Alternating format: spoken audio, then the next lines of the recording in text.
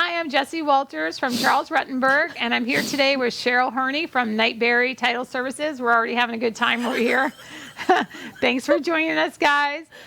So the basic, my angle today was how Cheryl is the spy in the industry, and I was going over that with her before, and she was kind of like, "What are you talking about?" So she's at a title company, and the key thing for us as realtors is, okay, so we get you to close, or we get you to the title company, we get that contract over to Cheryl, she's doing the title work and stuff, and she gets to see the nitty gritty as far as home inspections, what happens as far as the allowances and stuff goes, the extensions, the appraisals. So that's what we're going to talk about today, is what's going on with the industry. So 2021 is kind of a crazy place to be in. It is.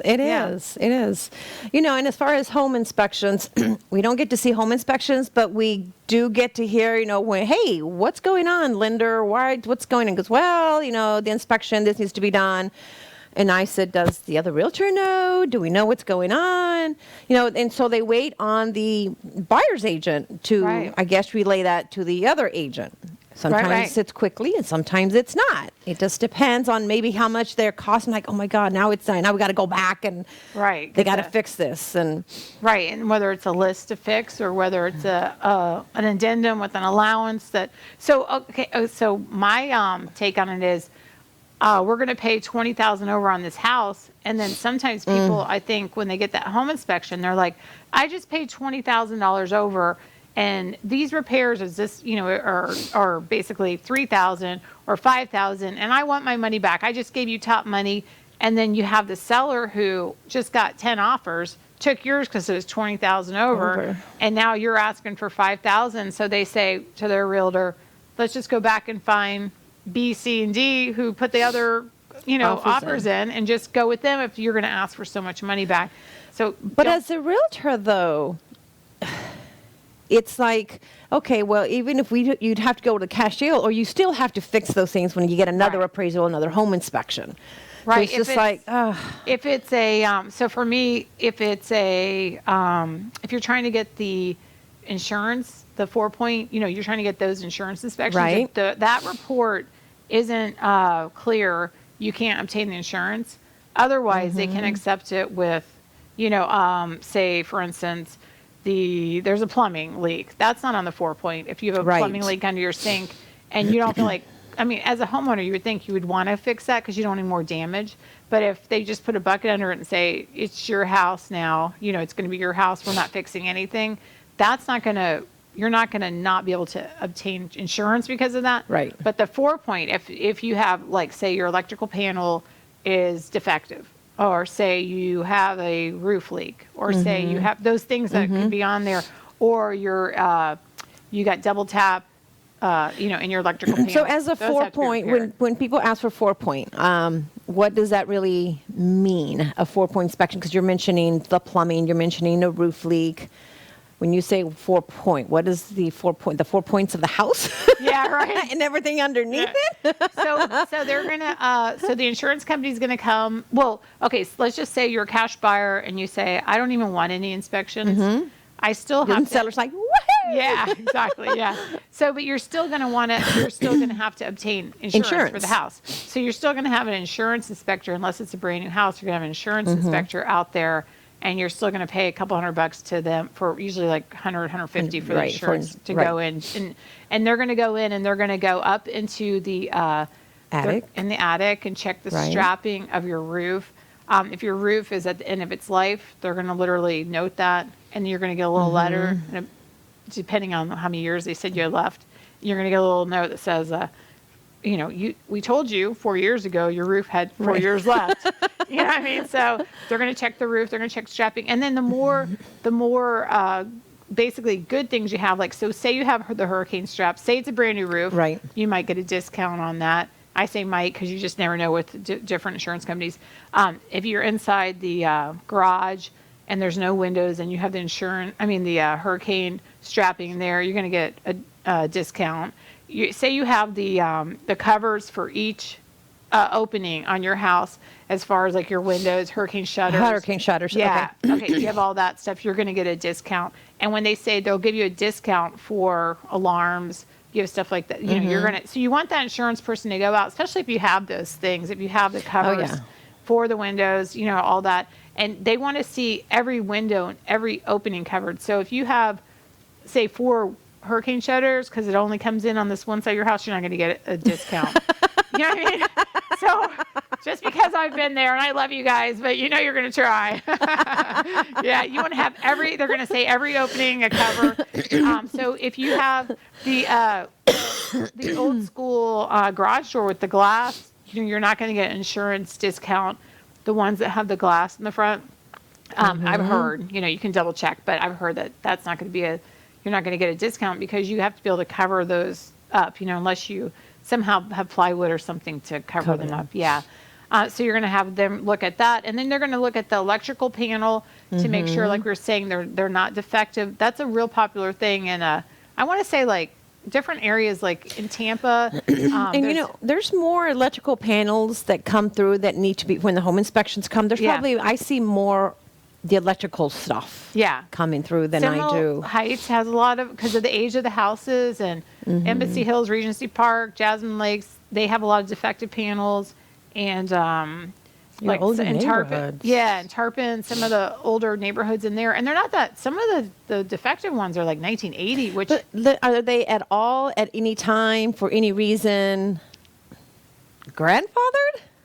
You know what? I think if you didn't sell your house and they didn't know it was in there, maybe it's grandfathered. The only problem is when your house catches on fire because you have a defective electrical panel, you wish you had some type of inspection, you know?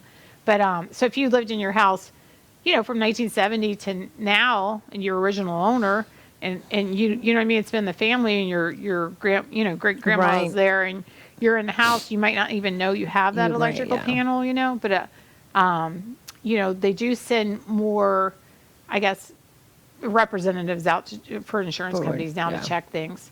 So, but if you're in the area and you see, say for instance, your neighbor has a defective electrical panel, you might just want to check into it, only because it may not cost you thousands of dollars for your deductible when your house burns down. You know what I mean? Like, so it's cheaper to fix this electrical panel than you lose your entire house. Right, exactly.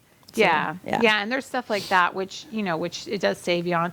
But I guess my point on the home inspections is, you know, don't use your home inspection as a negotiation tool when you've overpaid for a house, and now you have kind of buyer's remorse, and you're trying to get that money. Yeah, trying to get that money out. But then it is your time to, if you want to get out. I was going to say, it's whether it's 5-day, 10-day, however long they usually have. Yeah, so if on the contract, the as-is state of Florida contract, if you don't fill in the blank, you have 15 days. Well, it's unheard of now because everybody's using it as a negotiating tool. I see it more blank. Yeah, if you're new, than filled in. Yeah, if you're new, usually you'll say, "Oh, that's standard. I got to get someone out there. It's going to take a while." But if you're like old, you know, I hate to say it, but the old school realtors are like, "That's a negotiation tool."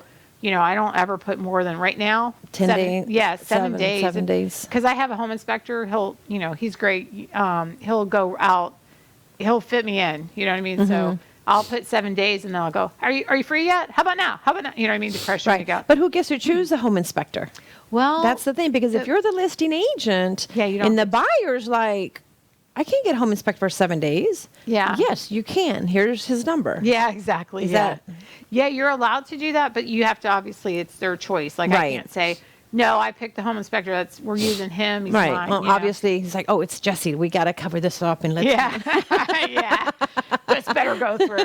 Yeah, I'm calling him. I know where you live. No, I'm kidding. No, he's real honest and stuff, which is good, because you don't want it to come back on you later, you know. No. But of course, he is human, you know. So he could miss something too, but not because I'm in his ear going like, "Hey, don't go in that third bedroom," because. And you know, on the subject of home inspectors, and I don't know if they cover mold. Most inspectors, I don't know if yours does not. It depends. It's kind of, I think, in all the home inspections, it kind of is. We're going to refer you to a mold expert, you know what I mean? And then even if the termite inspector comes out and sees mold, they'll say evidence of mold. You know, they don't say that they're professionals in mold, you know, or how to cure mold. It's the same thing with So say they run around and do AC, and they check your AC, and they have the temperatures, and they'll put it up to the vents, and they'll check and make sure it's blowing cold. Say your one vent doesn't blow cold, or say it doesn't get to where they'd like it to be in the positive threshold. They won't say your air conditioning's broke and this is a prognosis. They'll say, we refer you to an AC to get a service. The home inspection is, like everything in the world is there's a huge disclaimer of, this may be a problem, check into it with your AC. This may be a problem, check into it, Kind of like, okay, I'm done. I did my job. It's like even on the pool pump, they're like, it looks to be running, blah, blah, blah. Please refer to a pool, if it's leaking. They'll just refer it out. They won't say, because, like if a gutter is cut off and it's causing erosion, they'll suggest, get a longer gutter. Do an extension of the gutter. But with the AC, they won't say, go clean your filters. They'll say, They'll say, call an AC company and, what I mean? They'll refer it to someone else. But, and then it falls back on the buyer or whoever's doing the home inspection because, no, you were recommended and suggested that you do this and you didn't. So, yeah, and that's another thing too. Like they'll say, well, if you get a home warranty, it'll cover the AC, it'll cover the refrigerator, it'll cover the dishwasher, it'll cover the stove. It's going to cover hot water heater, and it's going to cover all these appliances that are built in. But my and the pool pump, if you have a pool pump, it'll cover but my argument is always, so you're going to pay and I make money off of them, but I have the way I think is I'm going to spend $500 to $800 on this warranty. And how much is a stove? Between $500 to $800. I mean, you can get a nice one for a couple $1,000. Stoves aren't expensive. I just did all my appliances, and if you get all your appliances, okay, but not if it's just your stove, not if it's just your fridge. And so, like worst case scenario, say your house gets hit by electric. I mean, like a lightning bolt. Lightning. Yeah, then that's insurance. Yeah, so then you got your deductible, blah blah blah. So I mean. That I could see, but I just don't understand on the home warranties. Sometimes with AC, they don't pay for it to be done, the home warranty. They give you a deductible on it. So you're still paying, and sometimes you're paying for parts and stuff like that. And then don't you have to also, it's like $100 a call if they come out. So it's not free. Yeah. So even though the seller's paid for it, it's not free. Yeah, so there's kind of a misconception on the home warranties, but I mean, I've heard a lot of, I have one customer who will not buy a home without it. Like they just love home warranties and they've told me all the goodness about it. Then I have another one who, paid the $600 and is like, I had to pay, and then I had to eventually get the new AC anyway. And so then he's like, I wish I wouldn't have paid the $800 and then paid the $100. He's out $900. By that point, you're just like, $900. Yeah, you're out already. Put that money towards your AC, which is. So I guess it's like what should I do? But there's, pros and cons. And again, I guess depends too on how old the house is too. Yeah. I mean, if you're going to go buy a new house that was somebody's just lived in for a few years, they got promoted or what do they call when they have to move? Yeah. Relocated. Yeah. Okay. You don't really want a home warranty on that. It's right. I mean, you'd think that, again, you think it would be good. Yeah. And then, of course, then you get the ones who are like, it was brand new, but as soon as we bought the house, and you're like, oh, no. It's kind of like your car. As soon as it's paid off, it breaks down. As soon as you drive it up the lot. It's not horrible. Yeah. But, so, I mean, there's I guess that's a key thing. If you get under contract and you take it to Cheryl, you have the contract sitting there, and you're in home inspection period, don't try to use the home inspection period as a negotiation tool. Yeah, use it as true. This is broken. That's broken. If try to work together. I think that by the home inspection, I mean, again, it's the home inspection came back, and that's your 10 days to 7 days, 10 days, whatever, 15 days if you leave it blank to say, okay, we don't want it anymore. Right. Yeah. If you don't want the house anymore. Right. Yeah. After that, it's done though, and then you go back to now we're up to the appraisal. Yeah. Well, the home inspection. I said we're done with the home inspection. Yeah. You can't go back to the home inspection. So are you seeing addendums come through with big repairs or? No, I'm really not seeing a lot of them with repairs. It's just more appraisals. It didn't appraise or That's probably more what I'm seeing now than anything. Right. Okay. Because that's our That's our next segment, is to talk about the appraisals. So I need to go there. So on the when we were talking about the home inspection period, and we were talking about the actually if you're going to give a warranty, on the a home warranty if you're a seller. Right now, I'm not seeing a lot of home sellers paying home warranties either. That we were saying. You know what? For a while, it was hot. Yeah, because I it's a see team one every. Yeah, so you're my buyer, and you're like, oh, I'm worried about this. Don't worry, we're going to offer you a home warranty so you feel better. And I, it's like a selling point where right now the sellers don't need that to sell a home right now. They don't have to, they really don't. Yeah, they don't have to say there's a home warranty. There's hardly. It used to be you would almost go clean someone's front yard to make it look good for a sale. Now people are just like, oh, I could do this and this. You know what I mean? They have their own vision already of what they're going to do. Yeah, they're not so worried. And you don't see many realtors running around putting mulch down right now because everything just sells so quick, Well, it's kind of like you said, house goes up and they're just like, okay, there's one. Get it before it goes down. It's as is. Okay. So, yes, I don't have to do anything. Yeah, exactly. So, yeah, so the sell is definitely still in the seller's ballpark, the sellers got the control right now in 2021 for sales as far as pricing. They still want it to put it in the right pricing so that I feel like if you overprice something, you still get less people out there, but you're still going to get offers, But if you price it at the accurate market value, you'll get over. You'll get more people out there to see it. Yeah, so the actual average homes, like I have 3 offers in for buyers right now, and we have like 8 to 10 offers on each one. Wow. Yeah, so, and then it's kind of sad for my poor buyers. I'm like, don't worry, it's a third one we put in. Yeah, it's like the buyers are the ones that are like struggling. Yeah, and I did get one. I closed like a week ago, and that one, they actually had equity in the house, which is unheard of too. Nice. Yeah. And again, the seller's probably one of those like, you know what? I guess not every seller's greedy.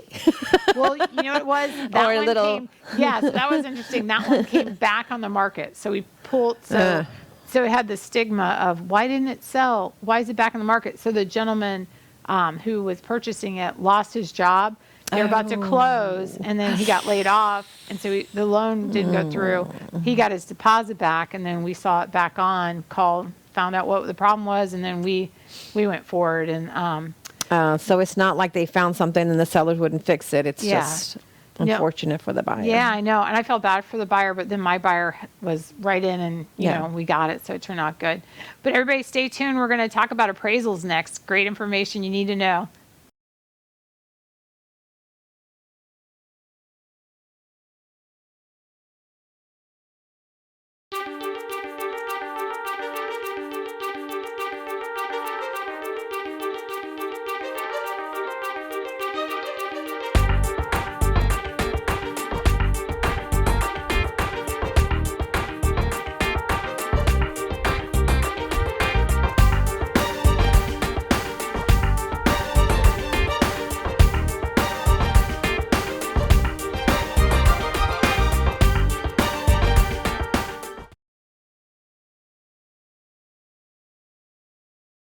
Welcome. I'm Jessie Walters from Charles Rutenberg, and I'm here today with Cheryl Herny from Nightberry Title Services.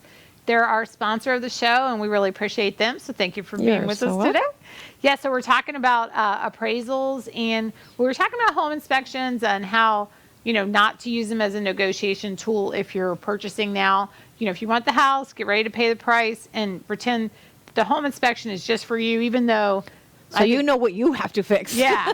Even though last year I feel like we would bring it to the seller and we'd say, can you help us with this? And then they, out of the kindness of their heart, they would say, yes, of course. I want to fix everything because I want, you know, that good mojo going with the new buyer. Where now the sellers are kind of, some of them, not all of them, because I have a lot of nice sellers who want to do the right thing and make it right, you know. But let me ask you this, Jess. On appraisals, home inspections, when it gets to the lender is probably not yet involved in the 10-day grace period for financing reasons. Right. But when now we have the appraisal, you've gone $20,000 over, and the appraisal now calls for, well, I think they also check underneath, right? They check under the sink make sure everything's right. So if they see a leak or they see something old, Well, it depends on what financing you are. Okay. So if you're FHA, and like Dylan and me kind of go back and forth on this, and because she's with mortgage firm, so she'll say they're not as so FHA used to be super critical, very right, and more conservative, and like with VA and USDA they were more conservative. But so if I'm buying a house and it's a secondary residence, I'm going to go conventional. And if I'm buying a house and I'm putting more money down, I'm going to go conventional. So a lot of sellers have had bad, just years they've heard bad stories on FHA or VA. So they'll just say, I only want conventional or cash. So then you have that stigma. But FHA, they do still check for the oven. Mm-hmm. You have to have the oven in the house. So if you don't have appliances in the house, you can work something out with your lender and talk to them, because every lender is different.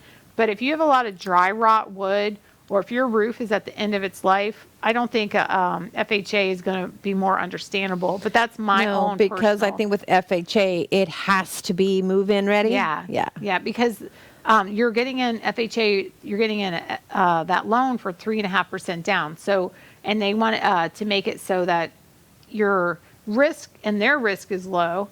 So you're going to move in, and they're going to say, like, this isn't a fixer-up for you. You're not going to spend any more money. You're going to just bring your furniture, your toothbrush, and you're going to move in. You're going to do anything to this house. So that's what FHA, that's my take on it personally. I just feel like FHA just wants you to move in, be set, have years left on your life, or your life. Your life too, Yeah. but your roof. Your roof life. But yeah, no leaks up in the roof. You're ready to move in. Yeah, and you're going to live in the house, and as well as the roof. Yeah. So, but they want you to have that house ready to move in, and so that's why they say we would like a oven, in the house. It has to be, pretty much ready to move in. So then going back to now, the inspection's done, and they're like, okay, we know what it needs, whatever. And conventional, I guess it would be okay. You might pass through some. I don't know how picky conventional appraisals are and what they require and stuff. Yeah, not that picky. But in throughout the financing, throughout the lending process, buyers like, I don't want to bring in $20,000. I don't have $20,000 to bring in. Let's switch you to FHA. Yeah. So that's so a lot of them. Yeah, that's okay. So, I cringe when I hear that in a title company. I'm like, oh no, now they're switching FHA. So now you got another probably tack on, and you're going to see an extension. Yeah. You're going to see an extension. Yeah. So that was one of my questions. Are you seeing a lot of extensions with the mortgages right now, or? If you see that, obviously. I think the only reason, I think sometimes that would be the only reason I do see extensions, because they switched financing, or it's, I think a lot of lenders may also be because there's a lot of swamped. Yeah, they're swamped. They can't quite get to those 30 days that the contract puts them in. So it's weird to me. So, this is where I become skeptical, everybody's swamped, but there's limited inventory. But they can't get it done. But we have a that kind of doesn't come together. Yeah. So I'm like, So it's I'm like. But all the houses are bought and all the lenders are busy. What? Yeah. Yeah. There's hardly any inventory, but they're so swamped that they can't. But I know people are refinancing too, so I get it. But that's not as hot as it was. Yeah. True. Yeah, because everybody has refinanced. Right. A lot of people have already done that. Yeah. True. That's so last year. I'm kidding. Right. Because you're sitting in COVID, you're sitting at your house and you're like, I think I'll refinance so I can get, a pool or. Need some projects. Let me pull some money out and do my landscaping. Yeah, exactly. Because the houses went up so much. So, but so are you seeing the appraisals? Are you seeing with the problematic appraisals? And I just had one. It was a property in Pinellas County. Okay. And it was listed for it was a double wide mobile home in Pinellas County. Okay. 2.25. 2.25. Okay. 2.25 or 2. I don't know. I want to say it was even higher. For some reason, the 265 actually sticks in my head. I don't know why the 265, but okay. And that's a lot. Yeah, for a mobile home in Pinellas County, whatever county it's in. It's a double wide, and it appraised at 190. Oh, 190. Geez. Yeah. And the seller's like, no. And they were already under contract for like 45 days. Do you know their 45 loan? days. Oh my gosh, what's their loan? It was conventional. Okay. It was conventional. Yes, they just couldn't get the value out of it. They couldn't get the value out of it. And, then you have, there was just one thing after another with the mobile home, though. It was just, trying to get the foundation was next, get an extension for that. And it was just, we had 3 extensions and the seller's like, no. And then they had to find the appraise at 190 and the seller would be willing to go up, the buyer, up 10 grand. They weren't going to go up tremendously. And she's like, no. We had something similar to that in Hudson. There was a mobile home, and then they went out to appraise it, and so they were going to come up with the extra money for the appraisal or whatever. But anyway, we ended up. They said, well, we need the water testing, which I had always done. That was the other one. That was the other one. They had some kind of water. The water testing. So I got the water testing done, and then they said. I remember calling you. I don't know if I gave if you had that because I was the No, I do remember water testing. I don't know if it's the same I was a property. I was a seller's agent. Yeah, so you remember that. Yeah. So I got the water testing, and they said that it was because I got the water testing. I was the agent. I wasn't allowed to get the water testing, but I'd always done it for 15 years. Got the water testing. Pasco County. It was Pasco County. And it's bringing the little bottle. I guess they think you're going to the neighbor's house or across the street to get the water. Getting distilled water. It was going to be the best water test ever. No, I would never do that. So when I was out there, getting the water test, got the water test. They said, unfortunately, we can't use your water test. Had to call in and expedite the water test. So we got the water testing done, and then they said they wanted to see where they wanted the well marked on the property. So you ever do that? That is well, and that again, that's if you have a well, because when they do the surveys, even nobody knows where the well is other than the seller. Right. So the seller had bought the same house from me through HomePath, so it was a foreclosure. Oh. So I asked him, and he was in St. Pete, and he said, I don't know, Jessie, blah, blah, blah. So anyway, we went there, and we had Pasco Pump with us. I was going to say, and then you have to call a septic guy or something to come out and try to find it. I don't know how they find it. But so what happened was when we got the water test back, it had high, I think it had, we had to treat the well. So we had to find the well to treat the well. And literally, when you treat a well, believe it or not, they just literally take like some bleach and put it in there and say, don't wash your hair with it let it run out. So I was like, I could have done that myself. $1 bleach. And anyway, so we end up digging, and we're dug all under this. This is 8:00 at night. Dug all under there. We're out with Pasco Pump, and he's helping us, and we're literally we all have shovels, and it was, it'll bring you down to ground level as far as, because realtors, they always think it's so glamorous, and you're 8:00 at night, we're digging shovels. We found the well, treated it, and then we waited a day, ran the water, and then we had the other water service come out that was legal, and they ran the water, and it was good. And then they were like, oh, you don't have strapping underneath the mobile home. So then they had to pay for the strapping underneath the mobile home. And then there was one other thing. I was like, oh my gosh, it was a lot for mobile home. It was a lot. Yeah, so buyers and sellers. The identification number. The VIN numbers, those aren't easy to find either. We had to write to the Tallahassee and get the VIN numbers, because there's 2 different ones, because they're double wide, has one side and one side. And have an A and a B. Yeah, and because it was a foreclosure, we didn't have that. So basically, after, I think that one took 60 days. It took a long time, but we did close it. And that realtor. No, I think we ended up doing like a couple of deeds back. Yeah. We dug back like 3 or 4 deeds to that one of them finally ended up having. But I had to send to Tallahassee the mobile home. too. Did you? Yeah, because I remember, I forget why, but we had to send because they had to certify that number or something. I forget. There was something. It's been a while, but that was a nightmare. But yeah, I can see mobile homes not appraising out, because they're not cookie cutter. So if you go to like a Lennar neighborhood, not ragging on Lennar or in my homes or any, but you can see they're all cookie cutter houses. 2,200 square foot, 2,200 square foot. Yeah. And so, my 2 solds right here, this is the base price. Yeah. It's gonna be about this price. The appraisal, they're easy, but when you get out of your grid of, where there's no exact, you have to know what you're doing. Kind of like when you said those lots. Yeah. Find me an empty lot that's sold, that's comparable. Yeah. Yeah, exactly. Yeah. So it's just depending on, and then too, you see a lot of things. I think the more you do real estate, the more you're in it, you recognize things that could be problematic. And you don't want to be like, oh, this might happen, but you kind of like, now this could possibly happen. If we go with a conventional mortgage or whatever mortgage, if it's not cash, Right. But right now, but sellers, on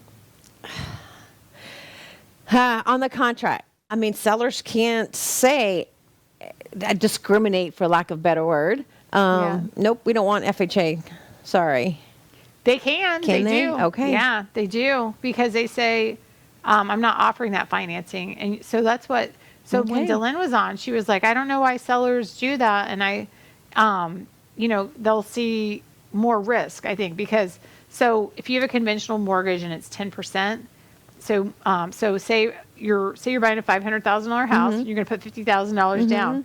Then say you're FHA and you're going to put $15,000 down. Who looks better? Just as I don't even know. Let's just say no idea. I just have a conventional and an FHA, and I see 500, and I think the limit on FHA is lower. But anyway, let's just use that. Well, as I think example. it's 3%. Yeah. So we'll know 3.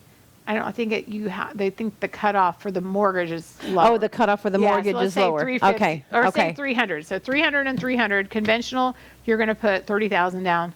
You're going to put what, 10,000 or 10,500 on this one. So without even knowing the difference between conventional and FHA, this one as a seller is going to look better. Look how much they're putting down. Because it looks like they have money. Right. So if you're doing an FHA, put in the other realtor's ear that if your person has more money, tell them what type of job they have. Tell them, build up that person. You know what I mean? Like your cover sheet, Mr.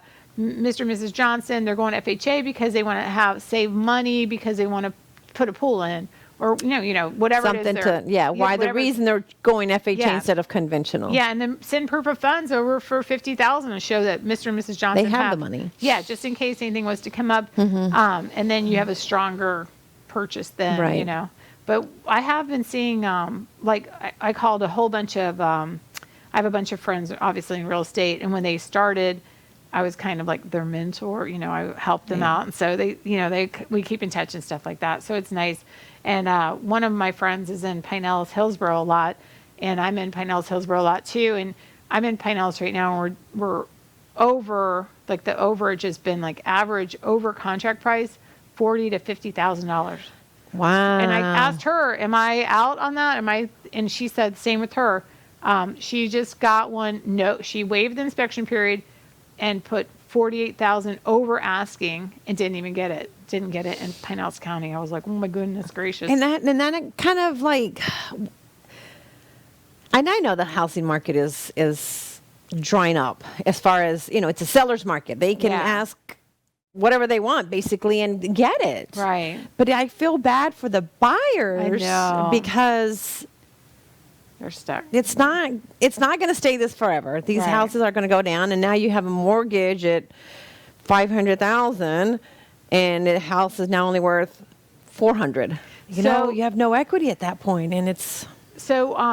So the only way, the only, I guess, reasoning I can do with or help people to understand that is if you bought a house for $500,000 and you pay 3% interest, and you bought a house for $300,000 and you're paying 8% interest, that your payments are going to be relative. So I mean, that's true. Yes. That's a good point. Right. That's a good point. So if the market was to drop, the chances of you paying the same as the person when the interest rates go up. That's a good point. Yeah. So don't dump your house if that was to happen, because people aren't sure what's going to happen. Just like in 2006, 2007, people were dumping their houses, and I was like, just stay. See if it levels out. And right now it's above what it was then. Those who were able to hang in there, hung in there. Yeah. And I could have got a lot more listings than I got at that time for people just wanting to dump their properties in short sales, because I talked people into, this is your family home. This is where your kids were raised. You're not guilting them, but just saying, just stay here. And, if you find a rental, you're going to pay $300 less a month. At least here, even though you're upside down, it's like a car. You're eventually going to be able to pay it off. Right. You're right. But they were or at least come even or whatever. Yeah. And because, as a history, real estate's always built. Of course. Yeah. So, if you go to just normal, like Tarpon Springs or Pasco, say you're in, just depending on where you're going, Tampa, you look at those houses in 1970. If you pull up the deeds, they don't say they were bought for $200,000. They say $14,000 and $20,000. And here we are. You go to that same house, it's worth $200,000. Right. So things do build. Look at just near this, where we're doing this program. There's Jasmine Lakes. Those houses were, $10,000 right. back in. When I sell and they're like, say the lady's 90 years old, she'll say, I bought this house and we paid, me and my husband built it and we paid $15,000 for it. And now, she thinks she hit the lottery because it's worth like 200, $250. Yeah. And it's crazy. So if you're patient with real estate, it will happen. But a lot of people mentally don't like the idea of there's no equity in this house, like you said. Yeah, it's like I bought my house. When did I buy my house? Back in early '90s for $86,000, and now it's probably $2.25. But obviously, I've taken money out and stuff like that. But to me, it'd be like, okay, if I can cut even and 86, I'm good. Yeah, I'm good. Yeah, and then you're like, well, if I would have just paid like more money down, I'd have nothing. No mortgage. Yeah. Yeah, so 86, you could definitely get that mortgage down, Yeah. Yeah, so it's like winning the lottery when some of them, because they bought it for 100 and now they're worth like 500, Yeah. But so stay tuned. We'll be right back. We're going to talk more real estate. Hang out.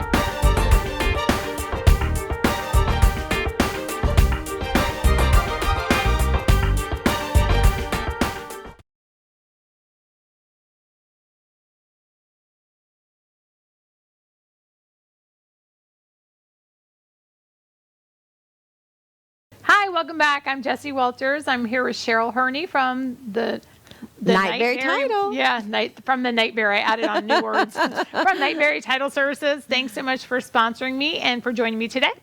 So we're talking about just basically everything that has to do with the contract when you get it.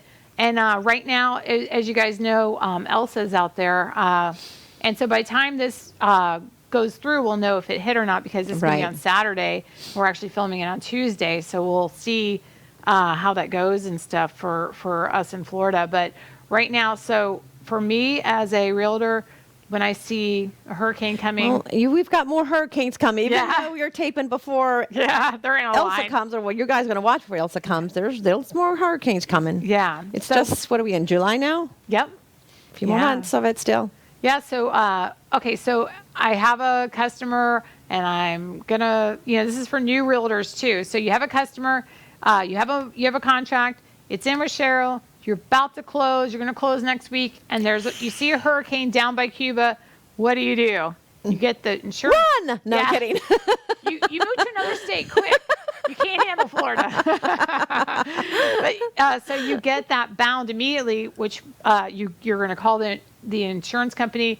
You're going to make sure that you have that issued to go with that new mortgage, because guess what happens if it gets in the box in the Gulf, you're not getting insurance. But even then, though, even if you have the insurance in place, though, insurance companies, and this has happened. Even if it's in your insured, you're binded, you're good, and we're closing tomorrow. But if it's still in that box, insurance companies are like, nope.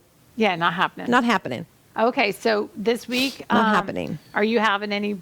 Are you Friday on any? Or are you? Okay? I'm right now. I don't have anything that's closing like within the Elsa time frame. Okay, good. Okay. Okay, that's good to know. So Yeah. in the future, though, like you said, we're on E, and it's just July. So It's just July. yeah. So E for Elsa. They're We're in July. still, Yeah. we're And still early in the hurricane season. right. And I saw a bunch of So I've sold a bunch of houses to out-of-state buyers. So Oh, they're panicking. yeah. They haven't got used to it. I know it sounds so I'm laughing. I'm so sorry. I love you guys. So I feel bad for them because they haven't got the the hurricane where you not numbness, but so I was watching the news and it said they were interviewing and they had a percentage. I want to say it was most Floridians will not evacuate their house even up to category 3. And they said when it gets to a 3, a lot of people will evacuate at that time. But the percentage of Floridians will not evacuate till after a 3. So then they interviewed, of course, the epitome of the person who represents Florida, and she was really like laid back, and she was like, "Heck no, I'm not leaving my house unless it's a 4. And when I leave, I'm going to go to another friend's house, basically for a hurricane party." And I was like, "That's only going to be a 3." Yeah. And she said, "I'll be safe there, but I'm not going to any shelter." And I was like, she was like the representative of Florida. Like I felt like that she was just all about like, all the mind frame, the mindset, Yeah. with these hurricanes. Well, and my mom, she lives in a mobile home. So I always say, I come to my house, and she always says, Yeah, definitely get out of a mobile home. yeah, she says, "No, I'll be fine here. You should come to my house." And I'm like, we have the house. Okay, wars. Mom. House I'm on my wars. way. Yeah. Yeah, I'm like, I'm not going to your house. You live like a mile from me. Just come to my house. Yeah. So there was one hurricane. It was it 2 years ago? All the electric was out, and we were and I can't imagine my new buyers just dealing with that no electric and stuff. So like sellers, you will have extensions. yeah, exactly. You will have extensions. Yeah, and you will have people who are starting to get a little bit like, why did I move to Florida right during these times? When you get the phone locked up and it says storm surge warnings. I know your phone goes off. Yeah. Yeah, so we have like emergency alerts for not just people, but actual storm surges and stuff Storm like surges, that. tropical storms, and Right. heavy winds, and Yeah. So if you're in a even the studio we're in had a flood before. So you just don't know. This isn't a flood zone. They had just had some problems. So it is I'm saying that I don't have flood insurance on my house, but it is suggested most houses just in Florida and alone. covered insurance. Even though if you're not in a flood zone, Yeah. and you want to take flood, I hear it's not very Yeah. expensive because you're It's- just getting it just as an extra protection. So, Right. And it's like, I want to say on an average home, it's a couple $100, like maybe $300 if you're in a flood zone X, which means you're not Right. rated flood, I was just out in Hudson, and there was so I'm out on there's a peninsula area. It's all water around this house, all 3 sides. So you got the Gulf, you got a canal, and they're like, "How much do you think the flood insurance is?" I'm like, "A lot."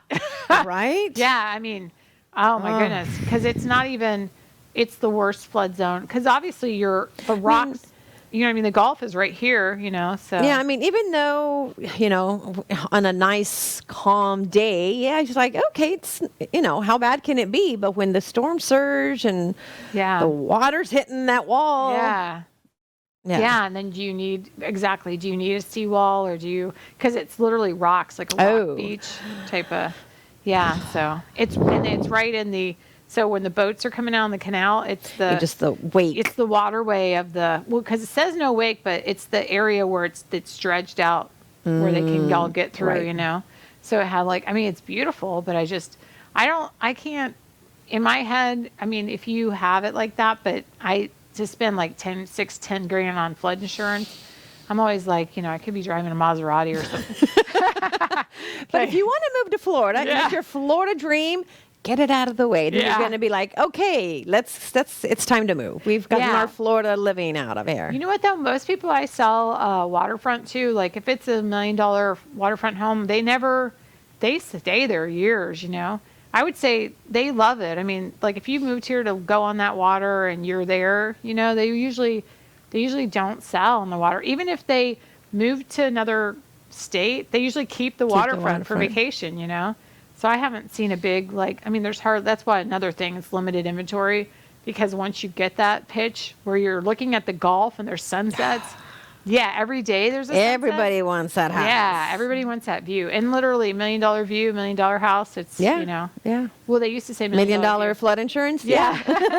Yeah, so you got to go with that. Unless you pay your house off, then you don't have to have flood insurance. But I would suggest you do, Yeah, exactly. Yeah. But yeah, so we have, the hurricanes coming in and stuff. So it's a little bit, it's nerve wracking. But as long as you have your, your generator, kind of your plan, fill your bathtub up with water if it does come in. And we were talking earlier about those shutters where you can get insurance rates are better. Yeah. If you have those shutters, get those ready. Yeah. If not, get your plywood. If you can get your hands on plywood. I know, exactly. Yeah, true. Yeah. True. So do you, when you guys are, you just reminded me when you said plywood, I'm like new construction because the prices, have gone up, but do you guys hold the escrows on the new constructions, or do you not so much? You just do this? We don't do a lot of escrow holding on new construction. With lenders, with construction, most, if not all, lenders have their title company, and I think they usually have to hold the escrow. It's kind of, you don't have a lot of leverage as to who does what with lenders. Right, exactly. Yeah, so when we were talking about the contracts, and I was saying, we were appeasing the sellers, we had that unique, won't go into it too much, but we had the unique, I had a seller, she wanted to stay there for an extra week, and then we did $1,000 holdback, so that way to make sure the house was, in order, and then to make sure the buyer was happy with everything. So we held $1,000 back from the seller. Title company held it, which is you. Right. You had it and stuff, and then we ended up having a couple issues, which there was a discrepancy. She moved out, which is no problem, and then we had this because we wanted to appease that seller and make sure she was okay. And it's seller's market; we'll do whatever they say to get this house. Right. She was my seller, but I also want to make sure the buyer's okay. Yeah. Yeah. So we held the $1,000 back, which is a great idea if you want to do a lease back. It's a great idea. The only thing is to make sure both sides, even if you're not representing that buyer or vice versa, you're not representing that seller. It's still your reputation. It's still, yes, that's important. That street, I sold 3 houses. Well, actually 4, but 3 this year, or 3 in one, in that month. But 4 as you go through. And so everybody kind of knows me in there. So when it didn't work out ideally for the buyer, because the seller got confused on what she should do when the house is like, should I have the house cleaned? And some sellers don't feel like they should have the house cleaned. They're paying, oh no, I guess the buyers are more like, I paid $20,000 over. They could have left me a clean house. Yeah. And then when the beams are showing through the ceiling, because the light fixture didn't convey. So that means that the light fixture, she was taking it with her. So when they took the light fixture out, the seller just took the decorative circle around the light fixture too. When she took that decorative circle out, you could see the 2x4, and that's why I didn't say release the escrow, because we had to make sure the buyers were okay. So the buyer came in and said the house is perfect, except it's dirty and it has this. You can see a wood beam sticking through the. Oh my gosh! So we had the people come out. I had the people come out, fix that, and then I had the house cleaned. Did you just have another fixture put in? No, we sealed, like we kept it in. I know that's what the seller kept saying. Why don't you just buy another one of the circles? They're like $70, but it was too. They had seen what's underneath of it now, so it was like we needed to patch that ceiling so they could put whatever they want on it, and most likely, it'll cover when you do it, but the patch. It'll cover the patch at least. And you can't have that. You couldn't have like a little teeny bit of wood showing. If you just say you put a fan there, the cover's only this big. But if you put a big, like another chandelier, you could put the decorative circle. But it wasn't really an option at that point. So we had that fixed. Then we had the cleaner come in, and the cleaners were great. Actually, I should probably remember who that was so I could like toot their horns, because they came right out. It was like a godsend. They had a cancellation, so we'll send them out. So they came right out, and they cleaned everything. Everything was great. They were only there for 2 hours, which was $150 instead of, I was thinking it was going to be like $300. Well, and even then, though, you say only 2 hours when That means the seller didn't clean it at all. Yeah. Yeah, unfortunately, yeah. Unfortunately for me, yeah. So I hired them, which I wanted, because she felt like she should get her whole deposit back, and so she got her whole deposit back. Thanks to you, because you went Thanks to you, because you went in and did Wonder Woman on her. Yeah. And so there was a bunch of stuff too, like garbage. And so I have got the truck and went and hauled the stuff out, which again, a lot of people think real estate is very glamorous because you have the shiny car and you get to wear nice clothes. But there's a lot of times when you're going back and you got the truck and I say, don't be home because I want you guys to see what I really, what I look like. Yeah. I'm like, you're not going to recognize me. Oh, so I had my buyer, I had one. So that turned out good. And that's a great idea. If you're doing a lease back and that's part of the seller wants to stay in a month, and appease the buyer, appease that seller and say, you can stay a month, but could you cover yourself and put that money in escrow? And that way, if God forbid anything happens, you guys are all covered. It's a smooth transition. And if it's over a month, put more money in, but right. So that turned out good. In hopes that the buyers aren't in a hurry to move in, in hopes that they can allow for that. Right now, even if you're sleeping in your car to get a house, that's what we're doing right now. Like go to the hotel. No. Wow. Yeah. So if you guys see a lot of cars at Walmart because they're waiting on their new house. Yeah. You're going to be styling soon. No, thank God it's not that bad, but it is. She's like, I have one right now. It's like, I'm going to be homeless. But she's going to go to a hotel and wait for the seller to leave. But we're just at their mercy. But it's exactly, you want the house. This is what we're going to have to do. You know, that's. So I had and I had the buyer. So obviously you weren't with my title because the seller got to pick, and they were out of Sarasota, the title company. And so we were going to close last week, and we go to the house, and there's water under the floor. Well, what happened was it had a pool, and they were filling the pool. And when they did, they did something with the spigot, and it broke it. It broke the spigot around it, and it started leaking. And then it leaked in the wall. Oh, and then when it leaked in the wall, it took so we were closing the next day. We're doing the walkthrough, and she's like, we're walking. It's like, so I had to go get the dehumidifier. So again, I was like, don't be there because I'm going to have a truck. We're going to have a dehumidifier. But we held money back. So it turned out good because we did hold money back. Oh, I remember you actually talking about that. Yeah. So that turned out good. Yeah. So that's another, just suggestion. If you have a problem, don't think the world is over, which at first, of course, we all did. We were like, what is going on? Yeah. But we, pulled it together with getting a dehumidifier, got the plumber out. He put the new, spigot out. First thing, though, is find out where fix the water leak. Yeah, find out where the water is on the house and go turn off the whole main. And so we did that, and then it saved it going through the whole house. Just got to the one room, replaced all the flooring in the one room, checked all the drywall. Yeah, you don't want let's just fix the floors and forget the whole water thing, Yeah. Yeah, so the plumber was great. He went right out, and everything got fixed and repaired and stuff. So it was like, again, a godsend as far as the whole house didn't get flooded and stuff like that. But you have to, I guess, kind of be on your toes because some things are going to happen, Of course. Yeah. Of course. And again, going back to the appraisals and buyer's market, as Jessie has said it twice, you're at a seller's expense. You're at a seller's mercy, I should say. Yeah. Yeah, and a lot of sellers still have heart and still want to, make things right. Yeah. Yeah. And they want to, you to love the home like they love the home, and they would like someone who was like them in the home. They don't want someone to come in and, most sellers don't want investment companies to come in and just rent their house out. They want to be able to drive by the house they raised their kids and say, and it's still nice looking and taken care of. That's where I raised my kids and my family. They still want that. But right now, like money talks with people, too. Right. So if you're, you want someone to be somewhere to be proud to show your grandkids, but then if someone's like, here's 50,000 extra, you know what I mean? Right. I'm sure they're like, where do I sign? Yeah.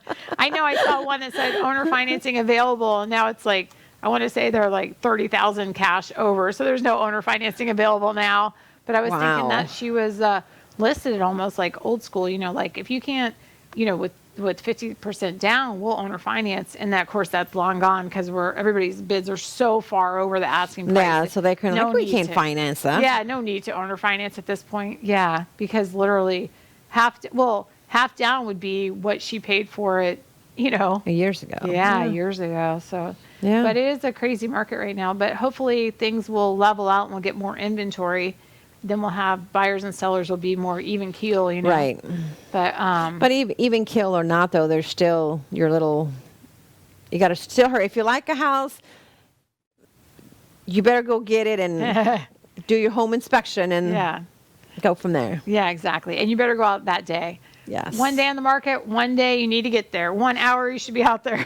Within the hour. Yeah. Unless they're having an open. So a lot of the trend has been the open houses. So they list them, they put the open house, they put the highest and best after the open house, and then goes from there. But so I'm sure we'll have more to talk about because it's kind of crazy right now. So yeah. And then we'll talk more about what happened with Elsa too next show. So yes. So everybody have a great day. It was great talking with everybody. And if you guys have any questions, please inbox me or send me a message or go on my website. I'd be glad to help. And thanks for joining me today, Cheryl. It was great talking You're with you. welcome. Thanks for having me. Have a great day.